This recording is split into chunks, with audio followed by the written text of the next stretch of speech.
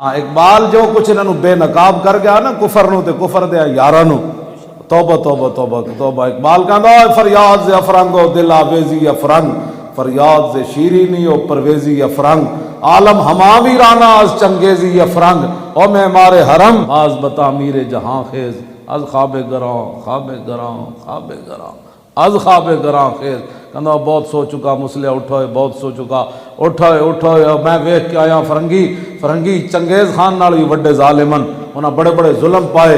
ए मोदी नूं किने खड़ा किया होया, फरंगियां किया होया कि तू कश्मीर ते कब्जा कर लै, असी अफगानिस्तान लिताड़ दिता, असी शाम लिताड़ दिता, असी इराक लिताड़ दिता, तू कश्मीर नूं नप लै। मोदी ते ट्रंप ने आपस जड़ा हाथ इंज पा के वो एक हाल का चक्कर लाया सी। मैं उस दिन ही मुंडे नूं कह दिता सी, मैं कहा सारे एक हो गए। वैसे काफिर कुफर सारा ही एक होंदा, लेकिन इन्हें हाथ च हाथ पा के दसिया कि तू जाके कश्मीर नूं नप लै, असी पाकिस्तान नूं नहीं बोलन दिया।